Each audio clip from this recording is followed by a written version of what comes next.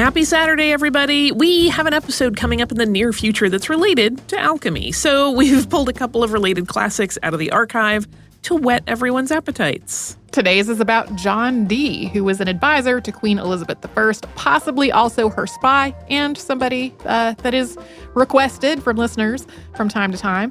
He is more often remembered not for being a spy or an advisor, but for being maybe kind of an alchemist sorcerer. So in this episode, Sarah and Deblina got into why that is.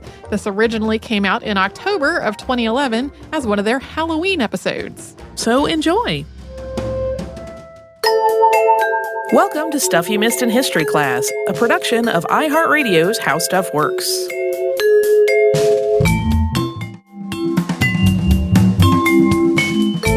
Hello and welcome to the podcast. I'm Deblina Chakraborty. And I'm Sarah Dowdy.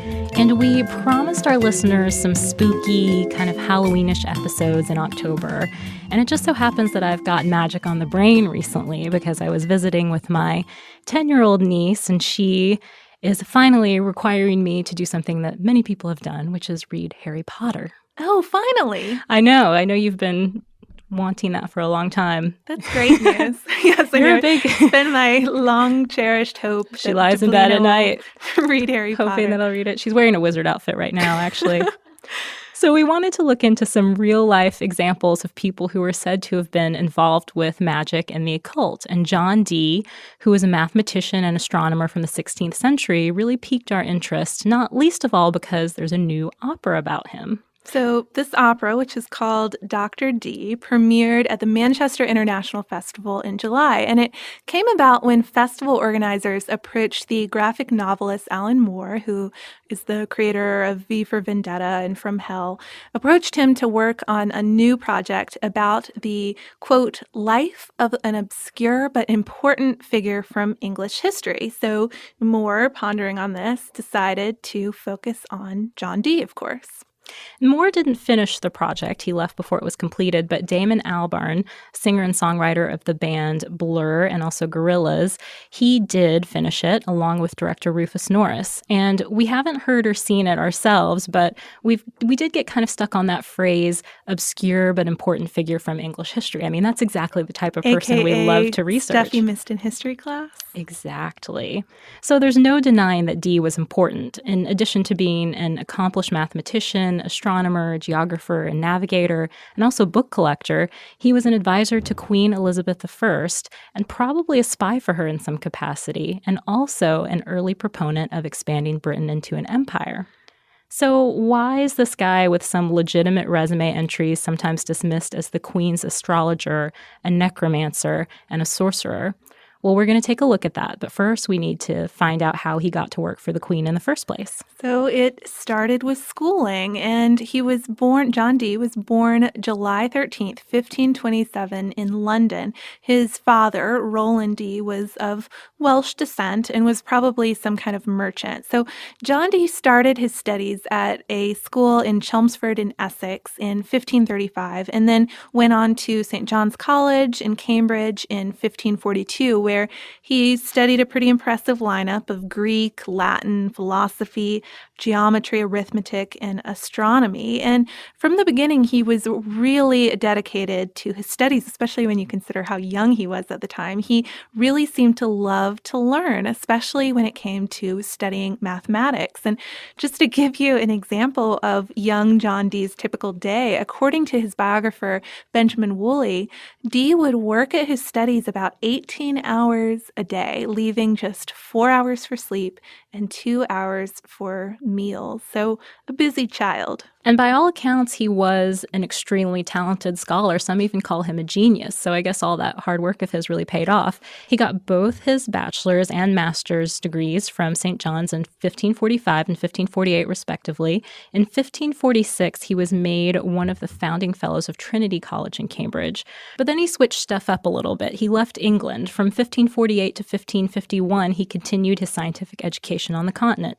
And he studied with a variety of top experts in a number of of different fields, including cartography and mathematics. He published astronomy texts and lectured on Euclid's Elements. Euclid, of course, was a Greek mathematician and sometimes called the father of geometry.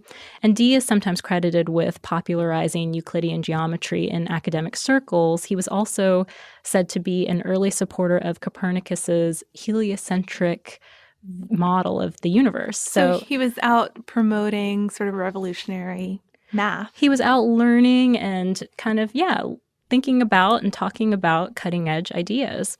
It was interesting, though. He turned down 2 mathematical professorships, one at the University of Paris in 1551 and another one that was offered to him at the University of Oxford in 1554. It's unclear exactly why he did this. He seems to have had designs on landing a position with the English crown, though, as we'll see later. Probably hoped that that setup would result in financial support or patronage that would allow him to pursue his own research.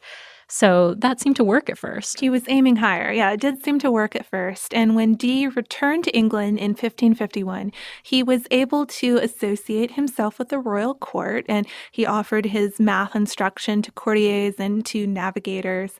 And that same year, he was presented to King Edward VI, who granted him a pension of 100 crowns, which Dee later exchanged for a rectorship, which had a nice, comfortable living associated with it. It seemed like he was doing well for himself. He made friends at court. He received the patronage of a couple of them, including the Duchess of Northumberland. And soon he started to get caught up in things, though. The intrigue that was going on at the time regarding Queen Mary's ascension to the throne and the tensions going on in England between the Catholics and the Protestants. But Dee played his cards right, and at least at first, he didn't appear to take sides, which obviously during this time could mean a swift execution. Yeah, so when Queen Mary I, who was Catholic, took the throne, Dee served as a consultant and astrologer to her. So we should stop here, though, and talk about it a little bit, because you're probably thinking, whoa, wait a second, astrology? I thought you said Dee was into astronomy. I have a whole different opinion of him now. But before you go judging him, we have to give you a little background by way of explanation. Around this time, there wasn't such a distinct line between astronomy and astrology. Many people like Dee put stock in both. In fact, even though people were coming out of the Dark Ages in the 16th century, reason and science still existed right alongside superstition and magic. So he wasn't the only one to feel this way or to have these beliefs. And don't get too upset about Dark Ages, people. I know everyone sometimes gets riled up with that, but I think it's a good illustrative term for discussing coming out of this real superstitious, magical time. Yeah, it's illustrative. So just to give you an example of what Dee's beliefs were like, he believed that the positions of the planets at the moment of a person's birth would affect their future, so like astrology. But he was driven to find a scientific explanation for this, and it was this need to understand it all that really shaped his whole career. So we're going to see that throughout. To reconcile the two, essentially. And so he was asked to use these astrology skills for Queen Mary. He was asked to cast horoscopes for her and for her husband, Philip II of Spain. Around that time, though, Dee also started a correspondence with the Protestant Princess Elizabeth, Mary's half-sister, and he did an astrological chart for her, too. Soon after this, maybe coincidentally, maybe not, in May of 1555, Dee was arrested and imprisoned at Hampton Court a week or so before Elizabeth faced a similar situation. And the charge against him may be different depending on what source you look at. I've seen it as conjuring, and then I've seen it in other places as simply calculating. Just to explain that, mathematics was kind of considered a form of black magic by some at that time. So that's why calculating would have been a criminal charge. He was acquitted after this and released soon after, though. And he went back to work for Mary, which kind of amazes me. Yeah, he kept on working for Mary, and he was loyal to her until she died in 1558. And then when Elizabeth I became queen after that, Dee immediately shifted his allegiance to her. It's likely most people think that he may have supported her all along, but regardless, it's interesting to see that he showed loyalty to kind of whoever was in power because it was best for him. Especially since it seems like it would be difficult for an astrologer to show loyalty to two people. What are you going to tell somebody that their cards don't look so great or their stars aren't aligned correctly? Maybe just avoid the conversation. I know, it would be a tricky conversation to have.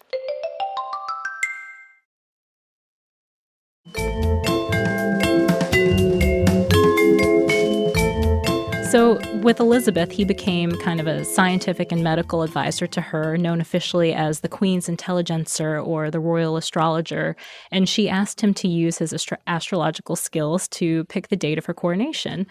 And obviously it worked out. So she was happy with the result and she promised him security, but always kind of kept him at arm's length. Like she didn't want to be too closely associated with his involvement in the occult. But Dee still had that dream of royal patronage, and especially a dream of creating this huge royal library that would be available to everyone with the goal of advancing learning. But he couldn't get official support for that. So finally, he just decided to build his own private library and spent several years abroad collecting books for it. By the mid-1560s, he had set up a laboratory and a library near London, and the library had more than 4,000 books in it and was the largest private library in England at the time. But Dee kept to his original intention. He was really generous with it. He made it accessible to scholars. He had a pretty significant collection of astronomical instruments, a collection of globes. So this was all suddenly at the fingertips of England scholars, which was a great boon for them. And for him, too. During the next 20 years or so, Dee was involved in a number of, let's say, practical or more scientific compared to pursuits. What we'll discuss later. Yes. He edited, for example, the first English translation of Euclid's Elements in 1570. He also observed Tycho Brahe's supernova of 1572. And if you would like to know a little bit more about that, you can reference our Tycho Brahe podcast from last December. So he observed this as well, and he offered some trigonometric methods for finding its distance from Earth. So he kind of helped out in that respect. Adding a little to the discussion. Absolutely. And he recommended that England adopt the Gregorian calendar in 1582, although no one really listened to him at the time. And during this entire period, he was also helping lay the groundwork for English exploration by preparing just all sorts of nautical information, including maps and charts for navigation in the polar regions, as well as teaching ship captains and crews about the principles of navigation and giving them navigational instruments. So this allowed them to venture out on routes that were away from the coast and really encourage exploration. I kind of see him as a coach almost to all of these advisors, somebody who's got the brains and knows all of the specifics for all of these diverse sciences and can help the people actually making the decisions make the correct decisions. And just a little side note, if you're interested in such things, Dee was probably an advisor on Sir Francis Drake's voyages as well. So that's another impressive entry for his resume. But along those same lines, Dee was a really big advocate of building a British empire, and that sort of makes sense if you consider his involvement in all the navigation stuff. He expressed those views for an empire, in a work called Perfect Art of Navigation. But just because he was working on navigation and empire building didn't mean that he had left math and physics and astrology and magic to just linger there and not be worked on. He published something called the Propedumata Aphoristica in 1558, which contained his views on those subjects, math and physics and magic and things like that. And that's not all he had going on. Many sources also suggest that throughout this period, Dee was working with none other than Sir Francis Walsingham as a spy for the English crown. And that's kind of a surprise, isn't it? It is. It just takes the story in a completely different direction. An article in Military History by Adam Mandelbaum, for example, suggests that it was Dee, along with Walsingham, who founded the British Secret Intelligence Service. I mean, talk about having an entry on your resume. That's something that you wouldn't expect for someone who's labeled a sorcerer and a conjurer. Not at all, but he was probably able to use both his scientific and his more supernatural skills to act as a spy and to work in this capacity. Because for the more scientific part of things, Mandelbaum suggests that Dee was kind of like a 16th century version of James Bond gadget master Q. He would create all kinds of cool devices, including this mechanical flying bird, which might not have been used for spying, but it still sounds pretty neat. So, that very practical side of him had an outlet in this. Speaking of James Bond, there is another James Bond connection here that's kind of interesting, and I couldn't really find it in any great academic sources or anything. So I thought I'd just put it out there that if you happen to look up D and 007 on the internet, you might find some interesting stuff there. Some say that he actually used that 007 sign in his secret correspondence to the Queen. The two O's would symbolize his eyes, and the 7 was just a sacred or lucky number to him. I like that. Maybe some Tudor experts can let us know if there's any truth behind that. Here's what we do know, though. Dee also discovered this work while he was searching for books abroad, and it was the Steganographia of Johannes Trithemius, a German abbot and magician of the late 15th century. It was divided into 3 books, all of which were apparently concerned with the evocation of angels, and this was a topic that Dee was very interested in, and we'll tell you more about that later. But the first 2 parts actually turned out to be hoaxes. The subject of them was really secret codes, and only the 3rd part was actually about contacting spirits.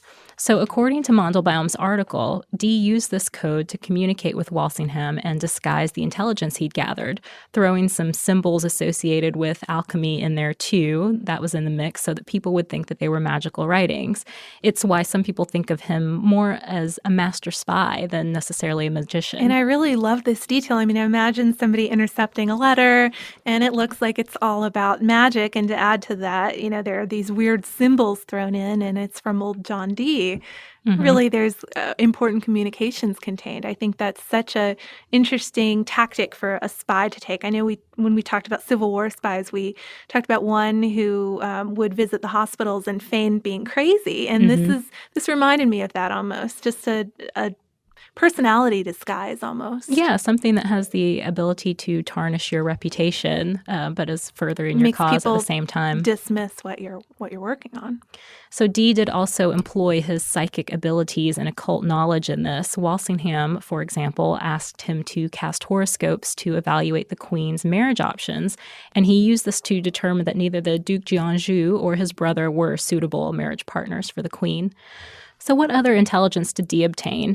Well, for one thing, he gathered a lot of information about Spain, which was England's big expansionist rival. He found out about the Armada, the Spanish fleet that was designed to overthrow Elizabeth long before it was launched.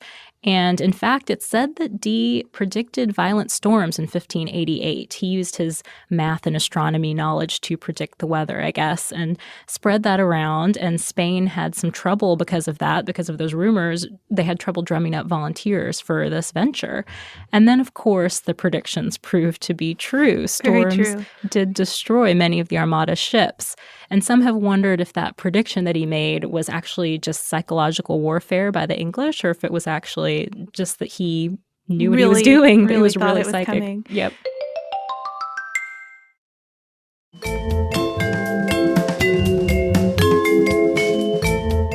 But between those scientific pursuits and the spying, you'd think that Dee would really have his work cut out for him. But he also had some side jobs going on. He told fortunes for money. He practiced necromancy with real corpses, basically attempting to communicate with the dead or even raise the dead.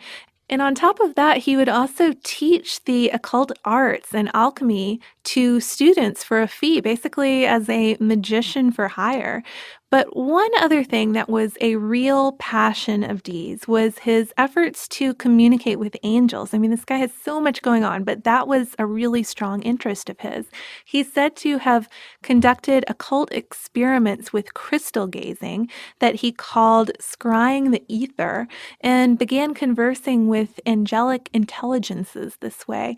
And Dee got more and more involved in this. So while some of these pursuits seem pretty well balanced for most of his life, this started to take over the other ones from the 1580s onward until it really began to dominate his life almost entirely. And a lot of people think that he changed his focus because he was just so frustrated that he couldn't gain a comprehensive understanding of the universe up until that point. That was what he was striving for all along, as we mentioned earlier, to try to reconcile the magical aspects of life with the practical aspects. And the secrets of the universe, the secrets of the world. Make it all make sense. And he was frustrated he couldn't do this. despite his long hours, despite his intelligence, and thought that maybe the angels could explain it all. It could help him out. Another major influence that played a part in this, though, was a man named Edward Kelly, not to be confused with Ned Kelly, who we mentioned. Another not Ned. It's not another Australian podcast, but Edward Kelly came into Dee's life in 1582, and he's often referred to as Dee's medium. According to Encyclopedia Britannica, Kelly was a convicted counterfeiter, and he claimed that he could contact angels and spirits by gazing into a crystal ball. He and Dee held seances together, and Dee became pretty convinced that Kelly's abilities were actually real. The two traveled on the continent together for several years in the 1580s, doing displays of magic at various courts, and they recorded a language for communicating with angels, which is now referred to as Enochian, and he basically claimed that the angels had revealed this language to them. Many historians suggest that Kelly was pretty much a con artist, doing this for fame and for wealth. According to Dee biographer Woolley, he eventually made a play for Dee's wife, and that's what sort of broke them apart. But Dee seems to have really been sincere in his belief of this stuff, and that didn't help him win any friends. And by the time he returned to England in 1589, his reputation had been very much tarnished by his involvement in the occult, and he found that his library had been ransacked and his books and scientific instruments had been stolen, and that great reputation as a practical mind, as somebody who was intelligent and capable of performing all these sciences was really gone. And ultimately, the financial support that Dee had longed for from Queen Elizabeth I, and that she had sort of promised him too, never really materialized. She did give him a job. She appointed him warden of Manchester College in 1596, but that didn't pay enough to support Dee and support his family, and was honestly probably just a way to get him out of London, away from giving her a bad rep by association. So his friends managed to raise some money for him, but still his final years were pretty much spent in poverty. He was miserable in Manchester, and in 1605, to add insult to injury, the area was hit by plague, killing his wife and several of his children too. He eventually returned to London and died there in December 1608. He basically spent the end of his life trying to fight off the reputation of being a conjurer, and that's what many remember him as, even though he did so many other things. They're kind of faded into the background now. The British Museum, though, has some artifacts associated with him that you can check out, including a mirror that he probably used in his occult research. And for all of the literary-minded people out there, Dee is also thought to be, some people actually say he's almost certainly the inspiration for a very famous literary conjurer, Prospero, in Shakespeare's The Tempest. So in a lot of ways, and some people have said this before, he was the quintessential magician, and therefore I think an okay submission for Halloween month, even though he wasn't that scary or spooky.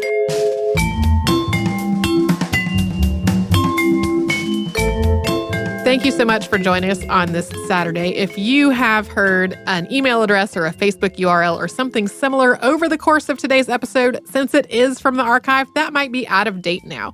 You can email us at historypodcast@howstuffworks.com, and you can find us all over social media at Missed in History. And you can subscribe to our show on Apple Podcasts, Google Podcasts, the iHeartRadio app, and wherever else you listen to podcasts. Stuff You Missed in History Class is a production of iHeartRadio's How Stuff Works. For more podcasts from iHeartRadio, visit the iHeartRadio app, Apple Podcasts, or wherever you listen to your favorite shows.